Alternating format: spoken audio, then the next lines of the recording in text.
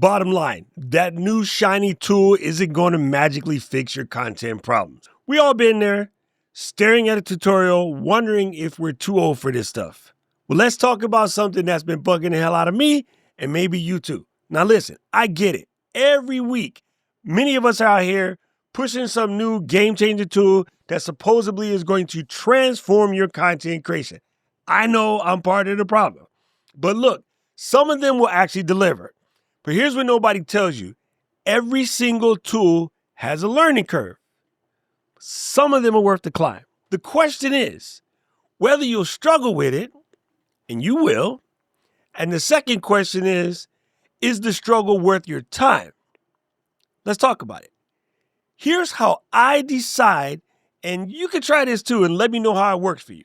First, decide, does this actually save time? Not even eventually, but does it save time within the first month? Imagine this. If you're spending 40 hours learning something that saves you 10 minutes a week, straight up bad math. That math is phenomenally horrible. Listen, we ain't 25 no more. So we ain't got endless time to burn. And we got busy lives. We got things to do, kids, grandkids, work, so forth, so on, etc. So when you're looking at a tool, one of the things you should check out is about how long does it take you to get up to speed. Now, everybody learns a little different, and most of us vintage folks have been pre-programmed by some BS that we are visual learners or kinetic learners. Man, that's old school. That stuff has completely been debunked, and I still got people that will fight me for it because they want to win.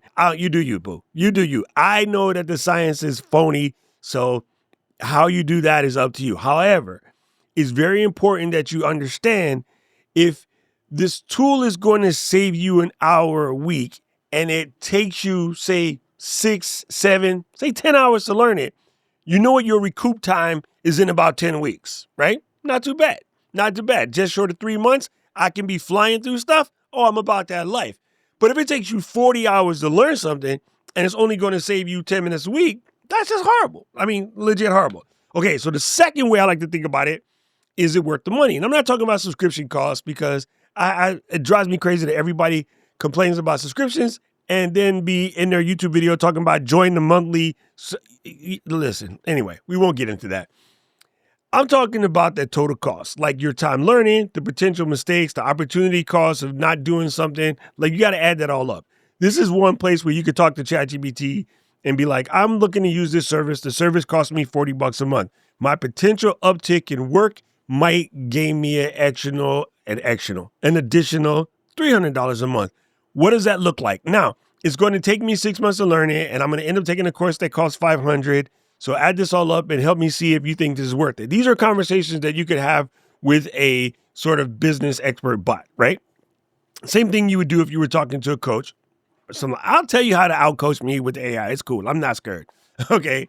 Now, the third thing that we like to check on is how steep is this learning curve? Now, again, everybody has different learning capabilities, different learning styles. Most of it is up here. You told yourself you can't, so you freak yourself out. We have whole videos about that. If you feel like it's learning a foreign language and you know yourself better than anybody else, just kind of decide what camp you're in.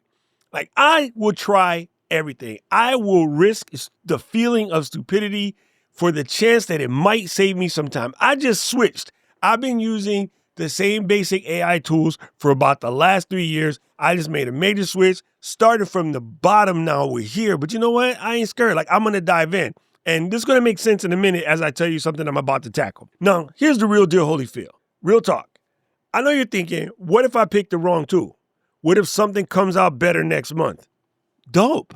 Move on. All right, so here's how I do this. For the first 3 months, I will eat the difference in money and do the monthly service. Even like I screwed myself in the past with doing yearlies out the gate. So now I'll go 3 months, even if it's 20% more. You need software guys try to get you. Well, you'll save 25% if you do yearly. Negative nay. If I want to make sure that I know that I'm going to do it, unless there's a crazy sale going on, I'm going to do month, give it 90 days, see how it works out. And then if I feel I'm in, bang, I'll dump in a year. Not a problem. Here's the other thing about these tools that I learned from my friend Evie years ago. Say you decide you grow out of a tool, but you bought it like for a year. Instead of letting it just go completely to waste, you can find somebody that you know that's thinking about signing up, and you can tell them, okay, I paid $20 a month for this on a yearly thing. I kind of don't use it anymore. I have, a couple of months left. I'll charge you $10 a month to take over my license. And you just give them a new login and let them go to town. Like, this is something that you can do, right? Here's the truth. There's always going to be something new, shinier, supposedly better, but done is better than perfect. I'd rather see you master one tool solid than struggle with 5 fancy ones. Your time is valuable. You got a lot of real responsibilities. You got real deadline, real life, real happening. I need you to invest that time wisely. You need you to invest that time wisely. Never mind what the hell I need to do. Now, here's something else. You don't need the fanciest gear to make content. And some of the best creators I know, they just use what they got. They've been out here doing stuff that they got tools that are 5 years old. I know people out here creating dope content with an iPhone 12, 13, 14. Change isn't comfortable, but it's very necessary for this particular task that we're doing. The trick is picking the right battle. Here's a decision time. Before you download, subscribe, or buy anything new, ask yourself 3 questions. If you get 2 out of 3 yeses, then go ahead and try it out. If you don't, straight up skip it. If you're on the fence, consider if you have the additional bandwidth right now to learn something else, because timing is everything. Again, you could always come back. You could revisit this in a couple months, make it down in your calendar, mark it down in your calendar and say, I'll check this out in 2 more months and see what happens. Listen, your content doesn't need another tool. It needs you to be consistent with the ones you already have. Now, I'm curious, because I always am, what tools are you wrestling with right now? Drop that down in the comment section below. If you're trying to figure out something new, if you should buy it, let me know in the comment section below, because you know what I say? I don't know who needs to hear this, but if it was you, let me know in the comment section below.